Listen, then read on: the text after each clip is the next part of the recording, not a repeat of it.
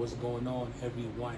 It's Mr. IT here once again, breaking down the OSI layer for those of us who are still trying to understand and wrap our heads around this important concept. So today I want to start off with, what does the OSI layer stand for?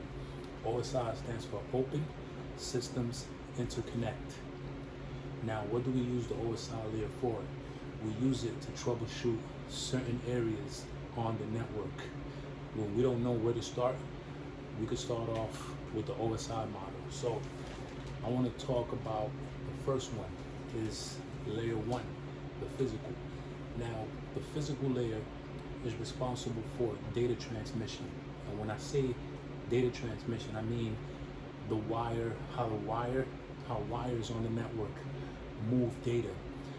It could be through Wi-Fi, meaning radio waves. When we look at Wi-Fi and we hear Wi-Fi, it moves in the air. So it doesn't really have a physical cable that we can touch and see how data moves. So we could also move data physically through fiber optic cable. That's a physical data transmission. Also through Ethernet. So remember, physical layers always has to do with something related to data transmission. Good. So we got that one out the way. The next one is the data link layer, which has to do with frames. What do I mean by frames? Frames is another way of me saying packets, and switches are responsible for forwarding packets as well. And whenever we think of layer 2, just think about frames, switches, and MAC addresses. Good. Layer 3. Layer 3 is responsible for how IP addresses and packets move throughout the network.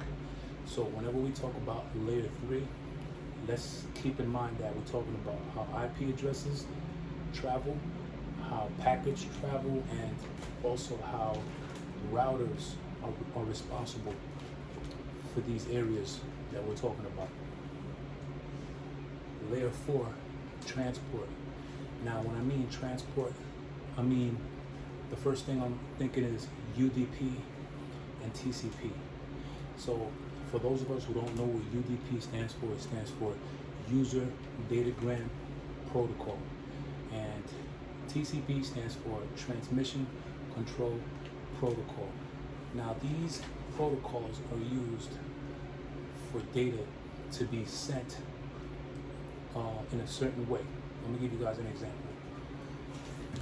UDP is sent like a connection list.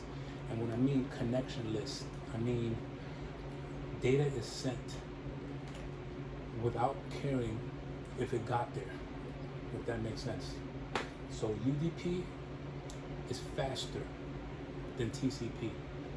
Remember, these two terms that I'm using back and forth are used by protocols like by DNS, HTTP, DHCP.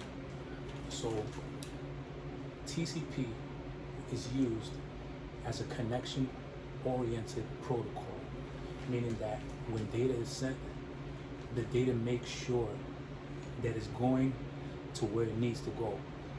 TCP is more reliable than UDP. I hope we're on the same page here. You understand? Good. Presentation. Presentation layer is responsible for decrypting and encrypting data. Also, presentation layer, how could I say this? It's used to decrease any files that we send throughout the network. It's used to maintain the file size the way it needs to be, because there's something called MTU, which stands for maximum transfer unit, and MTU has to do a lot with the size of files that needs to be sent over the internet. It can't exceed a certain file because it's not gonna accept it or send it. For instance, let me give you guys an example. Let's say if I'm sending an email, a video through an email, and the video was like 5 to 10 minutes long, it won't send it because it's too large. So presentation layer is responsible for decompressing and compressing the file in order to make sure it needs to go where it needs to go.